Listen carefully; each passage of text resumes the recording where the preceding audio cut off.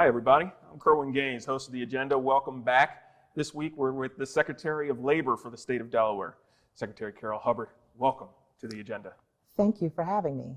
I appreciate you being here today. I appreciate everything that the Department of Labor has been doing and what they are currently doing, and your employees that are working painstaking hours in order to ensure that people are compensated fairly, to ensure that fraud isn't being able to take place, making sure that their rights as employees and employers are being represented well in the state. Thank you for all of that. Well, thank you for that. Thank you for acknowledging our team. We have a dedicated force of employees who really demonstrated their dedication to the citizens of the state during the pandemic. While everybody was able to go home, shelter in place, we had folks there in the office, ensuring that payments were going out and that they were addressing the needs of all of the individuals who faced unemployment during the early days of the pandemic. And it's true, when we're in times of stress like this, we forget about the people that are in there making things happen and coming up with a lot of ideas on the fly, which I can only imagine that the state had to do, because these were times that we have not seen for the past 100 years since the last epidemic, our pandemic in the 1920s. Now it's 2020, 2021, and we're dealing with it in a completely different environment, in a completely different workforce. So the ideas, the new strategies that were there, it speaks to everything that we expect from our leaders, and thank you. Well, thank you. The team has done a marvelous job. In all of our divisions, they were able to pivot to virtual services very quickly so that individuals who needed our help could still get it, despite that our doors were closed. Well, I appreciate so you had a great lead into what I wanted to talk about today. You probably hear on the news that there's this worker shortage. Employers are having a really difficult time finding workers. And that is true. For example, our job search engine called Delaware Job Link is a system where Delawareans can post resumes in the system, and employers can go into that system and find employees. So we are basically a matching service to bring people together for successful careers. And so right now in our system, we have about 19,000 job orders where employers are looking for people to work.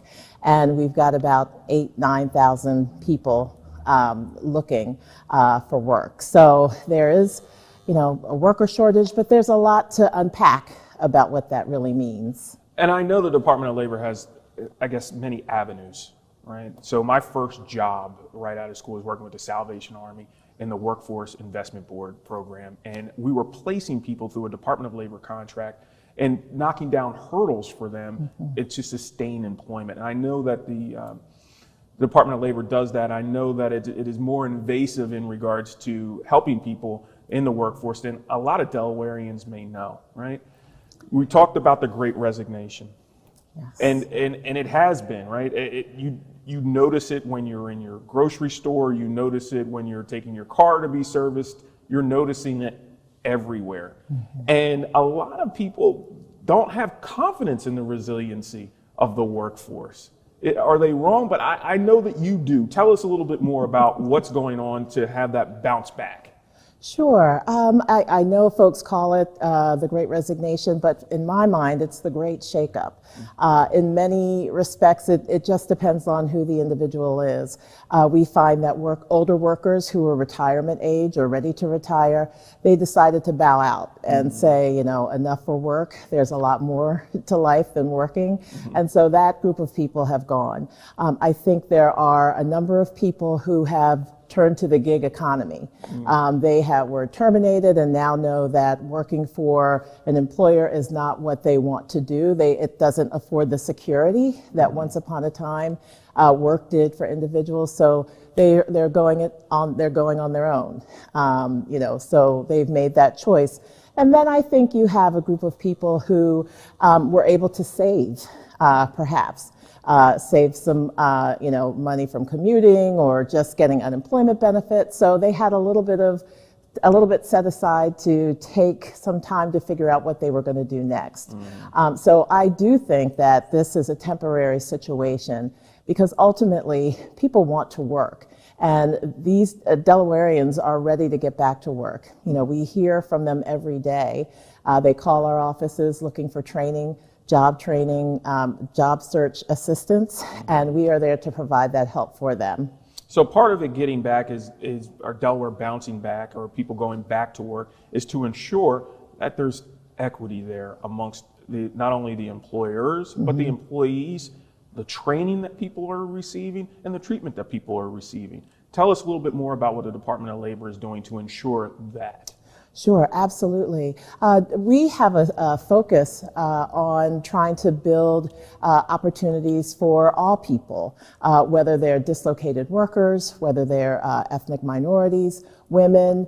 We are really highly focused on increasing the number of women in apprenticeships because, you know, apprenticeships are typically, in the past, were known as passing down from father to son and grandson. Now that is not the case. Those individuals who are in those skilled trades have earned enough money to be relatively wealthy, and their kids are going on to college.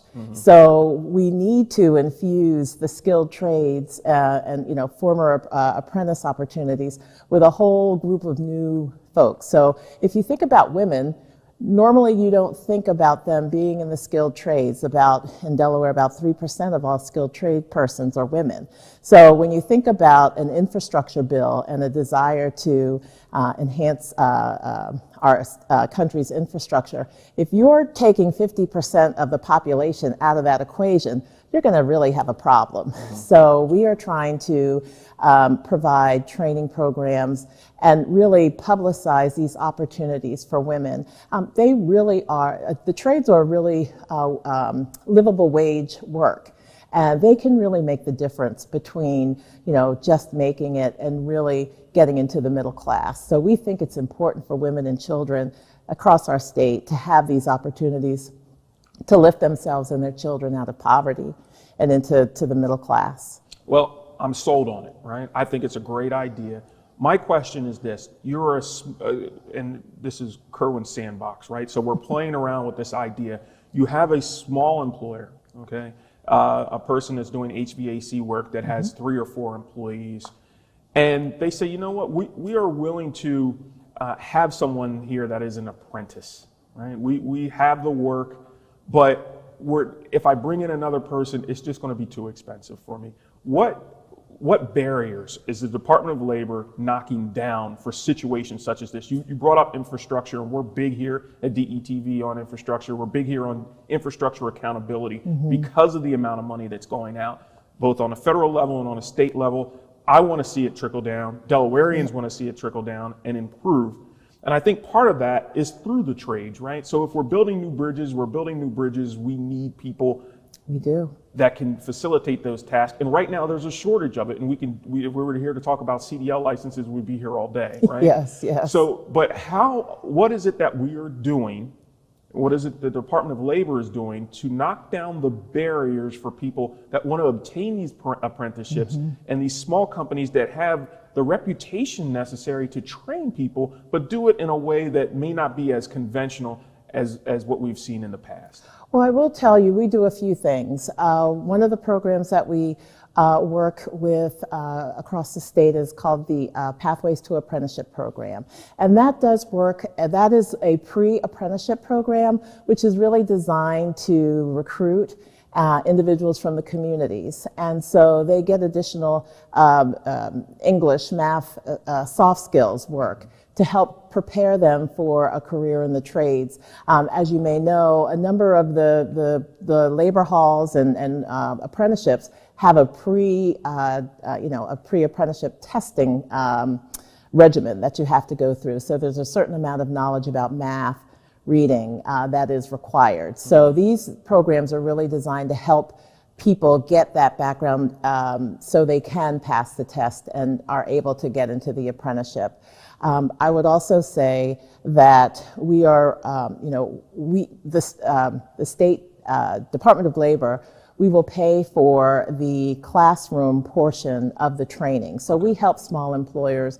They don't have to bear the full weight. They pay the employee wages, but we pay for the classroom instruction. So that will, that we are hoping to incentivize employers by letting them know that they can bring in an apprentice, a beginning apprentice may be at the lower end of the wage scale. But as they go through their courses and as they progress, their wages rise as they get more training and experience. So it's an excellent way for a small business to bring in someone, and these supplements can really help an employer manage that new bringing on that new person without bearing all of that expense alone. Yeah, it does sound expensive, and it sounds.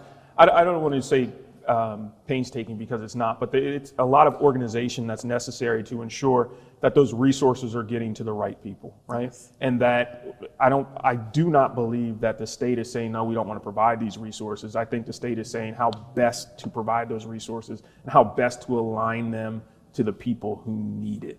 I think that's kind of where we're going. And I know that you have databases and opportunities out there and coordination when they come to the DOL sites to align with counselors and caseworkers to provide that. Yes.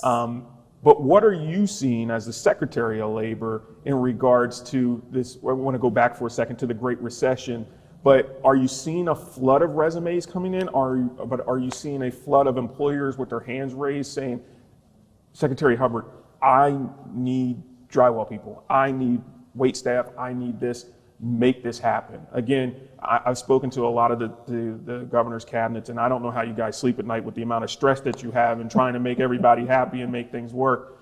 But are you seeing a lot of that? We see employers who are certainly scrambling to hire.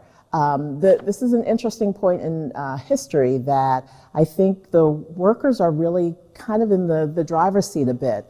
The minimum wage is rising to $15 in 2024, but we see employers already being they're paying $15 plus because it's so difficult to get workers. So this is a unique situation in history where, workers have options.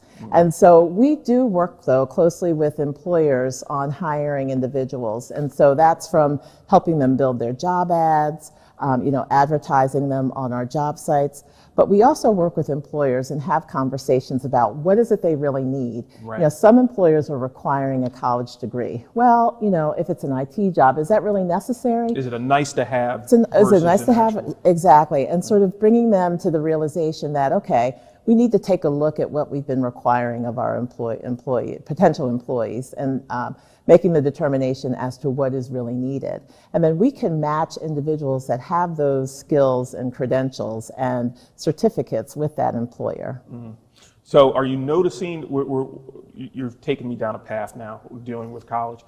Are you noticing the drawback more and more from the college requirement? Because I know in the past, it was so high that the state, Department of Labor, even the companies were helping to fray the cost to the universities and colleges here locally and abroad, but to ensure that person was being trained. But is that being pulled back now? Is that no longer as important? Well, I don't want to say college isn't important. Kids, if you're going to college, go to college, you do great things. But is it still important as necessary? I think it depends on the individual career goals. It is still going to be important for certain professions. Right. Those will always require degrees. But I think that even state government, we are taking a look at what we're requiring entry-level people to have. And looking at our older workforce, where we've got people with years of experience who can do the same job. Mm-hmm. So, why would we require those degrees when we've got people doing the work already who did not have them? So the overall picture, I think there's still, plenty of people going to college. That does not seem to be, I have not experienced a reduction in the number of people going to college. But what we do see is an increasing interest in those skills like the trades, IT professionals. You mentioned CDL. Those are the professions that are really attainable, and they don't take years of education to become gainfully employed in those careers. And the pay is a livable wage. So yeah, right. So we're looking at CDLs. I am someone who probably has a resume that is very different than others, has the master's degrees and all those other things, but I also have my CDL. That is my parachute, right? So if things go bad, you know that you can hop in a truck and get things done. Right. But it can literally change someone's life, right? Absolutely. Within 4 months, right? You can go from being on state assistance to having a job that making $60,000 to $70,000 a year, and that's not a far-fetched idea, right? So why are we having so much trouble placing people in these trucks? Is it just to get a gauge of the great resignation and the changing that we're having in the marketplace? Like, what are these obstacles that people are facing right now in getting back to work? I think, we have always had systemic factors that keep certain people from the workforce. For example, with a CDL license, there's certain requirements and certain federal requirements that individuals are subjected to. So, for example, somebody with a certain background may not be able to drive a truck. But so what we do at the Department of Labor, we help people who may have a justice-involved background. We help them with expungements, pardons. We guide them through that process so that they can become gainfully employed. So, we have a team here in Wilmington as well as Kent and Sussex County that can work with individuals so that they can, the barrier that a justice involvement would have had in the past would no longer be an issue. So, that is one of the things that we're doing. I also think that some of this is about knowledge and awareness. I don't know that everybody is aware of what we do at the Department of Labor, which is why I'm trying to, again, raise the profile that, the Department of Labor is not the unemployment office. We are really the employment office, and we have services and supports out there to help you engage in a career that's really going to be beneficial to you and your family. And so I do think it's more of us getting out in the community, letting people know that there's help out there, there's hope out there, so that they're not at a minimum wage job for the rest of their life, and they're not sweltering at the bottom, but they can too rise to the middle class, and we've got services, supports, training that will help them. And I'll mention especially these times with the ARPA dollars that the state has allocated. The state has allocated $50 million for job training. Right now, pretty much anybody who is seeking training in, a certificate or a program that we offer through the Department of Labor can get that training. $50 million.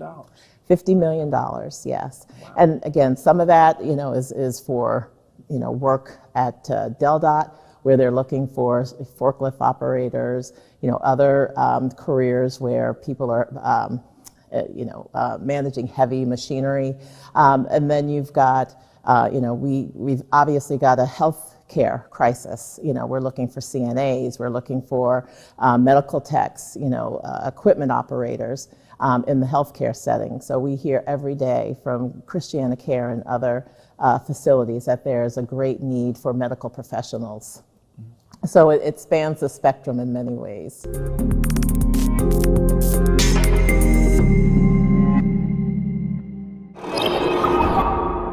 Auto accident, medical negligence, work injury.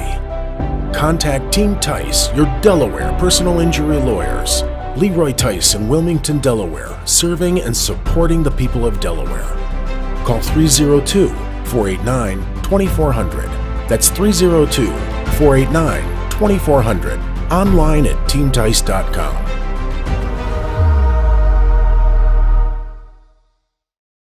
Let DART do the driving. DART First State provides transportation that is clean, safe, reliable, and affordable. Plan your trip and get real-time bus information with the free DART Transit app. Scan your phone to pay your fare with the free DART Pass app. So what are you waiting for? Try transit today. Visit dartfirststate.com or call 1-800-652-DART.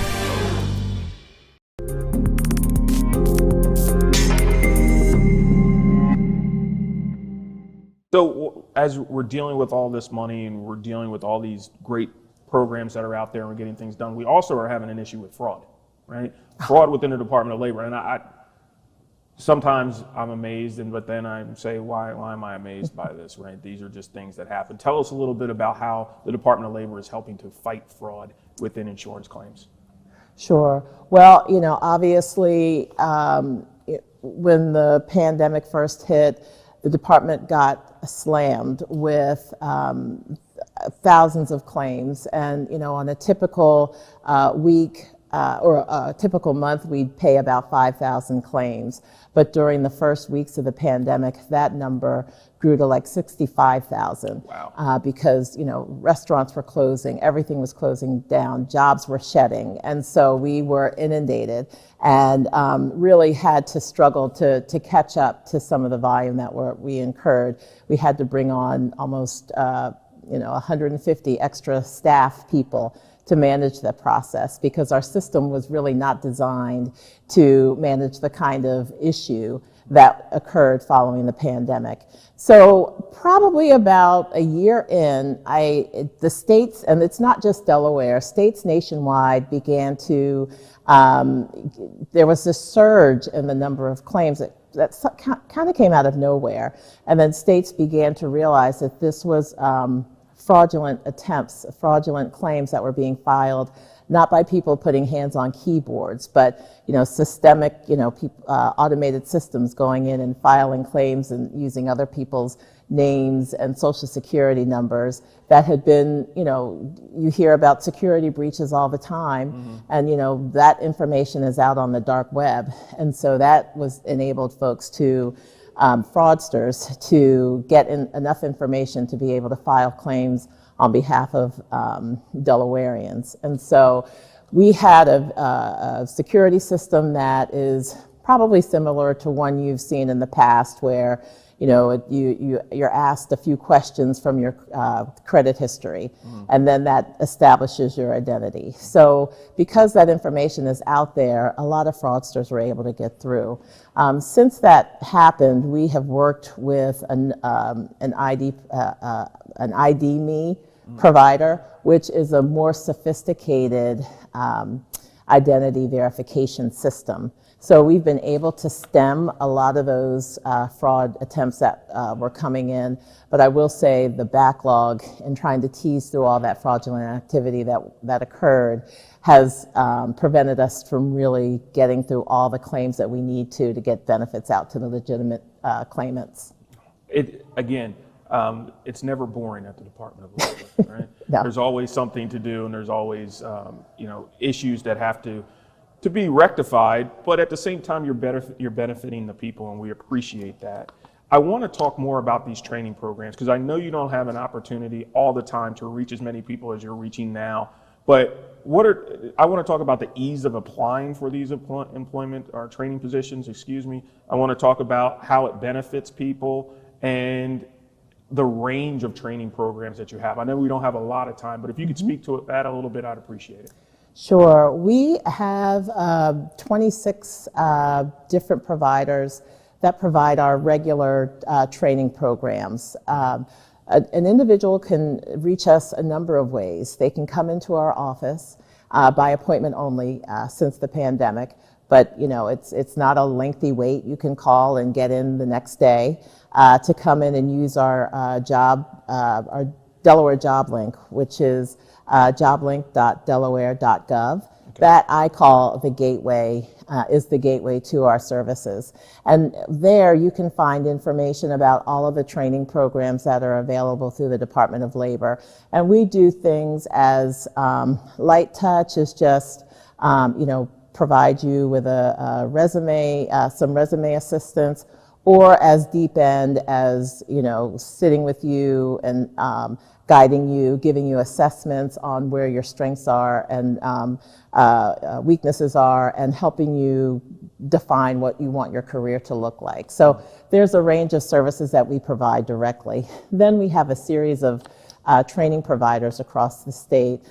We partner with the Votex, the Deltec across the state, private providers, Dawn, all kinds of businesses that we work with, Tech Impact.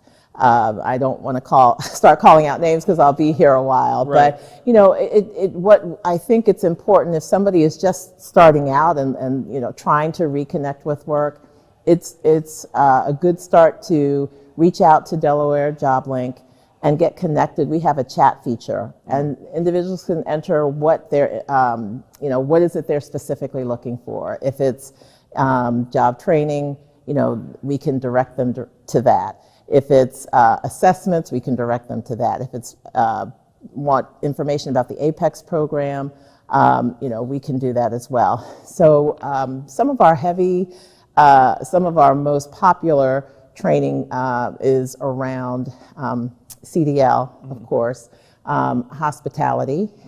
We have CNA training that we provide. In some cases, we have helped people finalize their college degrees. So it's a number of services that we offer. We also have services for workers with disabilities. So if an individual has, either come from high school with a disability and transitioning into work, we have several programs that can help that group of folks. Young people who are still in high school trying to explore the world of work, we do the Summer Youth Employment Program. We had about 450 summer youth last year take advantage of that. It's a great opportunity to give youth their first foray into work. And we are trying to expand that program to provide perhaps some year-round opportunities, because there's some kids who really are dependent upon to provide income for their families. Well, I'd like to thank you for those programs, but before you leave, normally we're talking to the people who are out there trying to get work. I would like for you to address the employers, right, that don't, again, have this confidence in the resiliency of our workforce. And what words of encouragement would you give to them? Thank you for that question. I would tell them, be hopeful, because there are people who are looking for work. They want good work. This is a temporary period. I think even now employers are seeing an increase in the number of people who are applying for positions. I urge them to use Delaware JobLink. There are several who pay Indeed and other companies to do their job search, but they've already paid for JobLink because It's the state. They can use our services. But yes, there is hope for employers. I think they just need to approach this world of work in a new way. I think for many, many years, we've been talking about the future of work. And so that had been happening for a period of 6 to 7 years. But guess what? The pandemic brought it straight center in front of us. And we need to think about how we work moving forward. And so, some of that I talked about with respect to what do you really need from your employees. Mm-hmm. Compensation is always an issue. Flexibility, workers have choices. Work looks different now. Work looks different. And so I think those employers who can pivot and provide more of that flexibility will be the most successful. And they are really responding. I love that word, pivot. I think that's exactly what they need. Secretary Hubbard, thank you for taking the time to speak with us today. Thank you for having me. I appreciate your time. We'd like to thank Secretary Karryl Hubbard for joining us today on the agenda. We'd like to thank her and all the employees there at the Department of Labor that keeps the machine going. And we want to encourage you to utilize the Department of Labor for all of your employment resource needs. They are here to help you. We look forward to seeing you next week on the agenda.